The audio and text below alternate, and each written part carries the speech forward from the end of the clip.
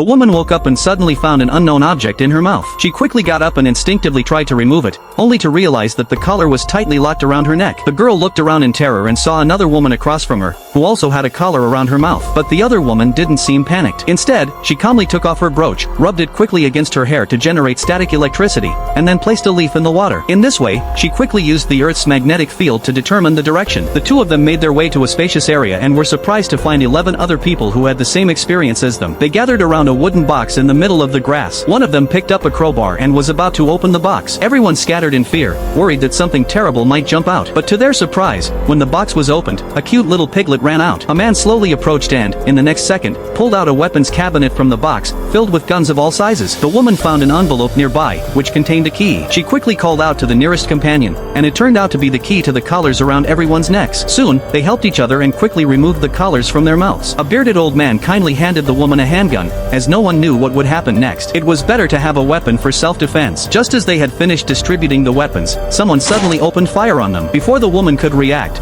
she was shot through the head in an instant. This sudden attack threw everyone into a state of panic. At that moment, a man who didn't want to just sit and wait for his fate grabbed a machine gun and started firing wildly into the air. He was killed instantly by the attackers. One of the women, terrified, tried to run for her life through the gunfire. Fortunately, none of the bullets hit her. Just as she was about to make it to the woods, she tripped and fell into a trap. The man heard the woman's cries for help and rushed over, braving the gunfire, and pulled her out. Fortunately, the woman wasn't seriously injured. The man helped her up and they continued to run toward the woods. But after only a few steps, the man stepped on a landmine. And then, in the next second, the remaining people continued to run deeper into the woods. 4 of them finally made it to the fence. They thought they had seen a glimmer of hope, but the slowest climber was struck by an arrow through the shoulder. Frustrated, he turned back to fight, but before he could see anyone, he was hit by several more arrows and collapsed. Then, a grenade landed right beside them. On the other side, 3 people went into a convenience store. The woman, feeling peckish, ate a small bag of snacks. The next second, she started frothing at the mouth and collapsed on the floor. Immediately after, the store owner threw out a gas grenade and then shot the man who tried to fight back. After dealing with the bodies, a calm-looking woman arrived at the scene. But this time, the nightmare began for the couple.